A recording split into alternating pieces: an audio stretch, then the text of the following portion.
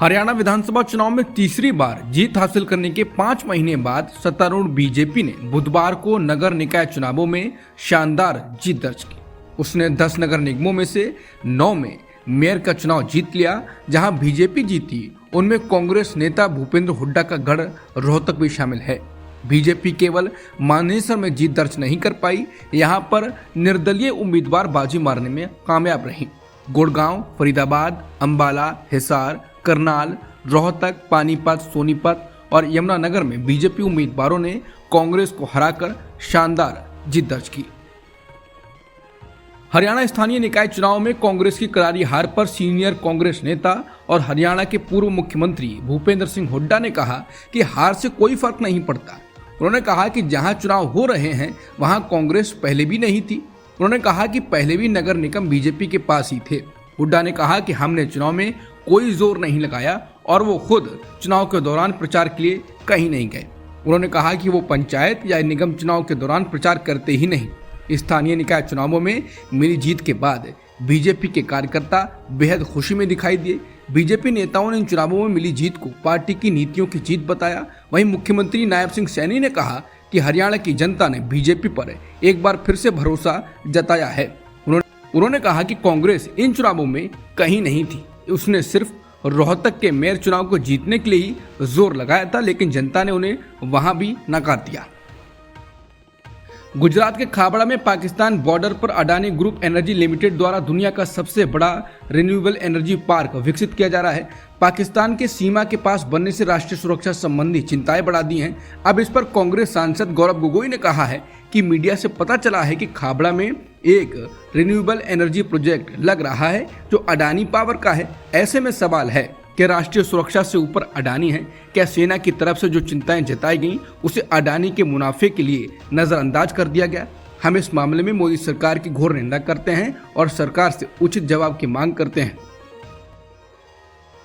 America ने गौतम अडानी और उनके भतीजे सागर अडानी सहित ग्रुप के कई टॉप अधिकारियों के खिलाफ मुकदमा चलाने के लिए भारत से मदद मांगी थी और अब द हिंदू की रिपोर्ट के मुताबिक मोदी सरकार की यूनियन लॉ मिनिस्ट्री ने अडानी के खिलाफ मुकदमे में सहायता के लिए US securities and exchange commission के अनुरोध को मान लिया है और अहमदाबाद सत्र न्यायालय से अडानी ग्रुप के अध्यक्ष गौतम अडानी को नोटिस जारी करने को कहा है। केंद्र सरकार ने द हिंदू को इसकी पुष्टि की है।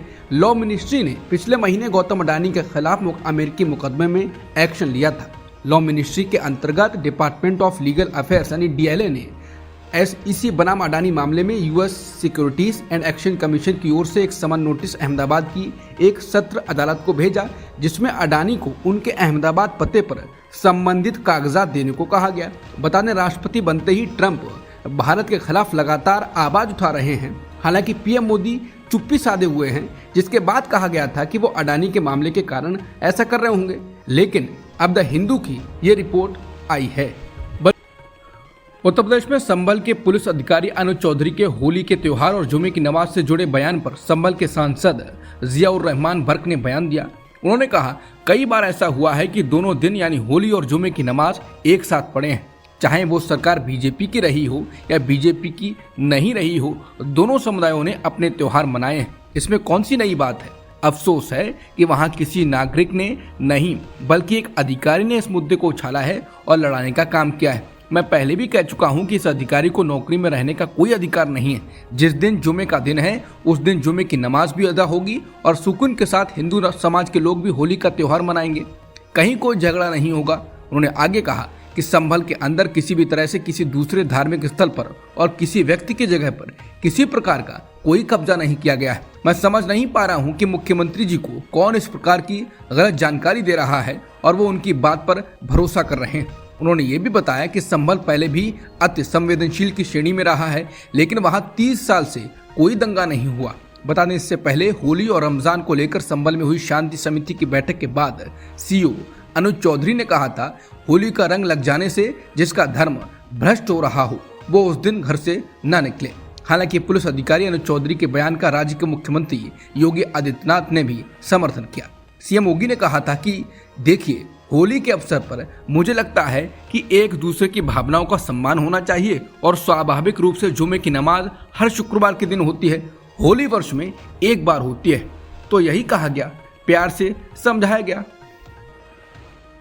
नमकीन और मिठाई बनाने वाली दिग्गज कंपनी हल्दीराम में हिस्सेदारी खरीदने के लिए कई कंपनियां होड़ में थीं, लेकिन सिंगापुर की सरकारी निवेश कंपनी टेमासेक ने बाजी मार ली है।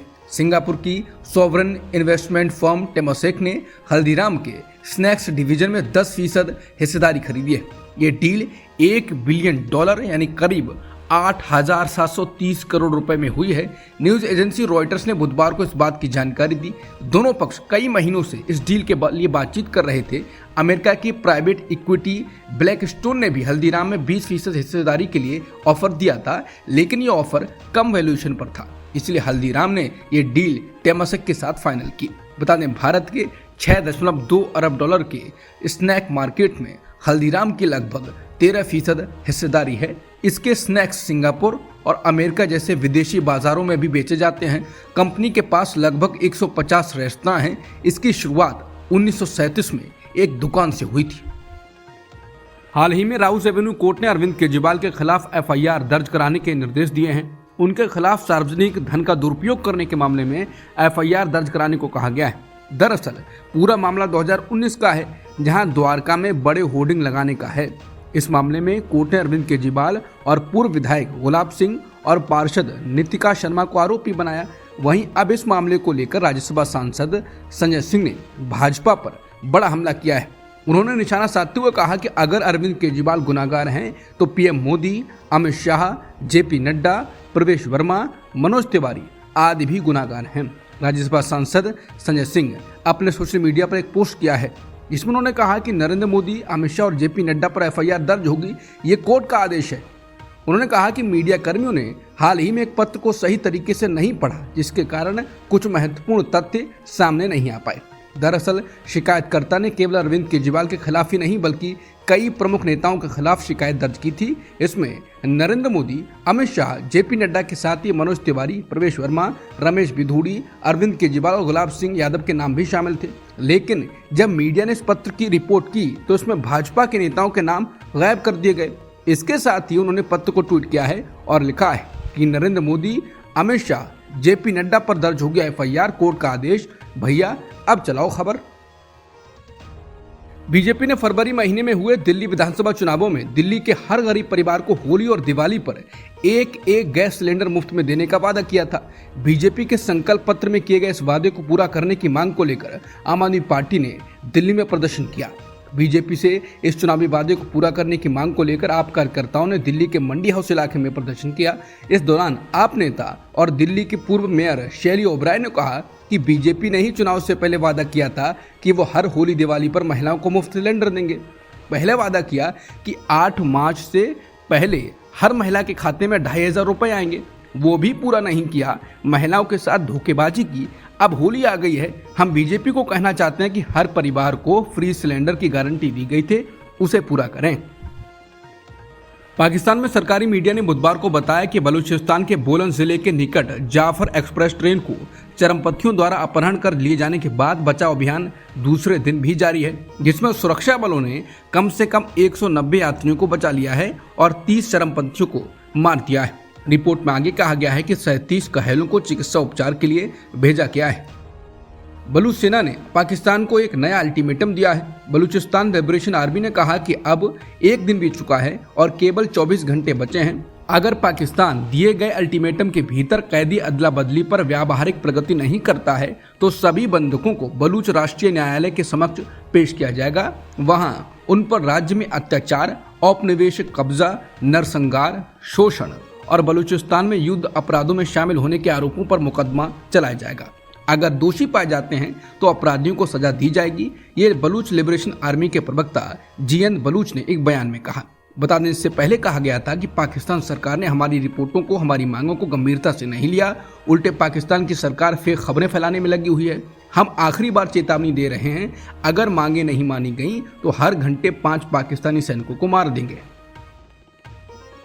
बलूचिस्तान नेशनल पार्टी के अध्यक्ष और बलूचिस्तान के पूर्व मुख्यमंत्री अख्तर मेंगल ने कहा है कि बलूचिस्तान में 1 इंच भी जगह नहीं बची है जहां सरकार अपने नियंत्रण का दावा कर सके।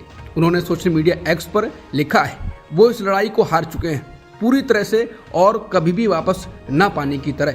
ये खत्म हो चुका है। हमने उन्हें चेतावनी दी थी, लेकिन हमारी बात सुनने के बजाय वो हम पर हंस रहे थे। अख्तर मेंगल ने आरोप लगाया है कि पाकिस्तान में हर सरकार ने बिना किसी अपवाद के बलूचिस्तान के लोगों का व्यवस्थित नरसंहार किया है। ये एक ऐसा मुद्दा है जिस पर हर संस्थान, हर प्रशासन और हर तथाकथित नेता हमारे खिलाफ एक साथ खड़े नजर आए हैं। अख्तर मेंगल के इस बयान को सोशल मीडिया पर पाकिस्तान से जुड़े कई खास लोगों ने शेयर किया है और सरकार पर सवाल खड़े किए। पूर्व प्रधानमंत्री इमरान खान की पाकिस्तान तहरीक-ए-इंसाफ पार्टी ने कहा है कि अख्तर मेंगल का ये बयान काफी गंभीर है। खुफिया एजेंसियों और सेना के जनरल को अपने काम की प्राथमिकताओं पर फिर से विचार करना चाहिए। पीटीआई ने कहा कि जब सारा ध्यान पीटीआई को कुचलने पर है, वो लोगों के जनादेश को चुराने का भी समर्थन करते हैं, तो पाकिस्तानी नागरिकों की सुरक्षा पर सही से ध्यान नहीं दे सकते हैं। हर साल पीएम मोदी बोर्ड एग्जाम से पहले छात्रों के नाम पर एक कार्यक्रम करते हैं। कार्यक्रम का नाम है परीक्षा पे चर्चा। हाल ही में इस कार्यक्रम का 8वां संस्करण दिल्ली के भारत मंडपम में आयोजित हुआ था। हर साल की तरह प्रधानमंत्री मोदी ने इस कार्यक्रम में बोर्ड एग्जाम देने वाले छात्रों और उनके परिजनों को संबोधित किया। बता दें, परीक्षा पे चर्चा पर 2020 से 2024 तक कुल 64.38 करोड़ रुपए का खर्च हो चुका है। फरवरी 2025 में खुदरा महंगाई दर घटकर 3.61% पर आ गई है, जो पिछले 7 महीनों में सबसे निचला स्तर है। इस गिरावट से आरबीआई के लिए आगामी मौद्रिक नीति समीक्षा में ब्याज दरों में एक और कटौती करने की संभावना बढ़ गई है। महंगाई में कमी का मुख्य कारण खाने पीने की चीजों के दामों में गिरावट है। बिहार की पूर्व मुख्यमंत्री और विधान परिषद में नेता प्रतिपक्ष राबड़ी देवी ने नीतीश कुमार पर बड़ा आरोप लगाया। उन्होंने कहा कि नीतीश कुमार सदन में भांग पीकर आते हैं, महिलाओं को अंट शंट बोलते हैं और महिलाओं को बेइज्जत करते हैं। राबड़ी ने मीडिया से बात करते हुए कहा कि नीतीश कुमार कहते हैं कि साल 2005 से पहले महिला कपड़ा नहीं पहनती थी। राबड़ी ने कहा कि नीतीश को देखना चाहिए कि जब हम सत्ता में थे तो हमने किस तरह का काम किया था। अब जियो और स्पेस एक्स की स्टार लिंक के बीच भी करार हो गया है। इस डील के तहत जियो भारत में अपने ग्राहकों को स्टार लिंक की ब्रॉडबैंड इंटरनेट सुविधाएं मुहैया कराएगा। इससे पहले स्टार लिंक ने एयरटेल के साथ हाथ मिलाया था। जियो अपने एयरटेल आउटलेट्स के साथ साथ अपने ऑनलाइन स्टोर के माध्यम से स्टारलिंक के इक्विपमेंट्स उपलब्ध कराएगा। स्टारलिंक एक सैटेलाइट ब्रॉडबैंड इंटरनेट सेवा है जो सैटेलाइट कवरेज के अंदर कहीं भी इंटरनेट की सुविधा प्रदान कर सकती है। इसकी खासियत इस वजह से है कि ये दूर दराज या ग्रामीण इलाकों में इंटरनेट पहुंचाने के लिए एक बेहतर विकल्प है, जहां पारंपरिक तौर पर इंटरनेट सेवा उपलब्ध नहीं हो पाती है। फलस्तीनियों ने संयुक्त राष्ट्र में अपनी पीड़ा के बारे में गवाही दी है। उन्होंने कहा है कि उन्हें इजरायली हिरासत में और इजरायली प्रवासियों के हाथों क्रूर पिटाई और सेक्सुअल अब्यूज का सामना करना पड़ा। 28 वर्षीय नर्स सईद अब्दुल फत्ताह ने कहा कि मुझे अपमानित किया गया और प्रताड़ित किया गया। फत्ताह ने गजा से वीडियो लिंक के जरिए एक सार्वजनिक सुनवाई में एक दुभाषे के माध्यम से अपनी गवाही दी। उन्होंने बताया कि 2 महीने तक उन्हें ठंड में नंगा किया गया, पीटा गया, बलात्कार की धमकियां दी गईं और अन्य दुर्व्यवहार किए गए। उन्होंने बताया कि मुझे एक पंचिंग बैग की तरह इस्तेमाल किया गया। उन्होंने कहा कि पूछताछ करने वालों ने मेरे जेनिटल्स पर लगातार वार करे। मुझे हर जगह से खून बह रहा था, प्राइवेट पार्ट से खून बह रहा था। मुझे ऐसा लगा जैसे मेरी आत्मा मेरे शरीर से निकल गई है। वहीं सुनवाई से पहले जिनेवा स्थित संयुक्त राष्ट्र में इजरायल के राजदूत डैनियल मेरोन ने इसे समय की बर्बादी बताया और कहा कि इजरायल अपनी सेना द्वारा किए गए किसी भी गलत काम के आरोपों की जांच करेगा और मुकदमा चलाएगा। रूसी राष्ट्रपति व्लादिमीर पुतिन के पूर्व सलाहकार सर्गेई मार्कोव का मानना है कि पुतिन और डोनाल्ड ट्रंप के बीच बेहतर रिश्ते यूक्रेन युद्ध विराम को लेकर चल रही वार्ताओं पर काफी असर डाल सकते हैं। मार्कोव ने कहा कि पुतिन और डोनाल्ड ट्रंप की नई सरकार के बीच के रिश्ते पुतिन और पूर्व अमेरिकी राष्ट्रपति जो बाइडेन के रिश्तों से काफी अलग है। मार्कोव ने साफ तौर पर कहा कि बाइडेन पुतिन के दुश्मन थे, जबकि ट्रंप उनके प्रतिद्वंदी हैं। उन्होंने ये भी बताया कि युद्ध विराम के प्रस्तावों ने पुतिन को मुश्किल स्थिति में डाल दिया है, क्योंकि रूस की जनता अब इस युद्ध से थक चुकी है और शांति चाहती है। अमेरिका के शिक्षा विभाग ने अपने कर्मचारियों की संख्या में भारी कटौती की योजना बनाई है। इस योजना के तहत वो अपने लगभग आधे कर्मचारियों को हटाने वाला है। इस कटौती से करीब 2100 लोग प्रभावित होंगे, जिन्हें 21 मार्च से छुट्टी पर भेज दिया जाएगा। अमेरिका में ट्रंप प्रशासन केंद्रीय कर्मचारियों की संख्या को कम करने की योजना पर काम कर रहा है। इसका मकसद सरकारी खर्च को कम करना है। अमेरिकी शिक्षा विभाग में फिलहाल 4000 से ज्यादा कर्मचारी नौकरी कर रहे हैं और इसका सालाना बजट करीब 238 अरब डॉलर का है। अमेरिकी राष्ट्रपति ट्रंप ने कनाडा से स्टील और एल्यूमिनियम पर टैरिफ को दोगुना करके 50% करने की योजना को अभी रोक दिया। उच्च टैरिफ की घोषणा के कुछ घंटों बाद ही फाइनेंशियल मार्केट्स में उथल पुथल मच गई।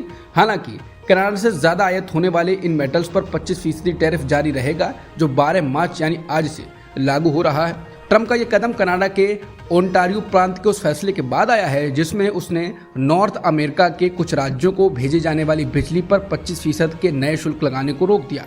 ट्रंप के वरिष्ठ आर्थिक सलाहकार पीटर नवारो ने कहा कि कनाडा के ओंटारियो प्रांत द्वारा कुछ अमेरिकी राज्यों को बिजली निर्यात पर सरचार्ज को अस्थायी रूप से निलंबित करने पर सहमति के बाद टैरिफ अब नहीं लगाया जाएगा। अमेरिका से बातचीत के बाद अब यूक्रेन ने कहा है कि वो रूस के साथ 30 दिनों के तत्काल युद्ध विराम के अमेरिकी प्रस्ताव के लिए तैयार है। अमेरिका के विदेश मंत्री मार्को रूबियो ने कहा कि वो इस प्रस्ताव को रूस के सामने भी रखेंगे और अब गेंद रूस के पाले में है। यूक्रेन के राष्ट्रपति वोलोदिमीर ज़ेलेंस्की ने कहा है कि अब ये अमेरिका पर निर्भर है कि वो रूस को इस सकारात्मक प्रस्ताव के लिए तैयार करे। वहीं एक संयुक्त बयान में अमेरिका ये भी कह रहा है कि वो तुरंत ही यूक्रेन के साथ गोपनीय सूचनाएं और सुरक्षा सहयोग भी शुरू करेगा। बता दें, अमेरिका ने ट्रंप और ज़ेलेंस्की के बीच हुई बहस के बाद इस पर रोक लगा दी थी। अब तक की खबरों में इतना ही।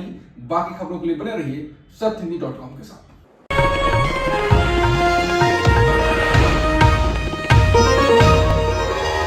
Copyright disclaimer under Section 107 of the Copyright Act 1976. Allowance is made for fair use for purposes such as criticism, comment, news reporting, scholarship, and research.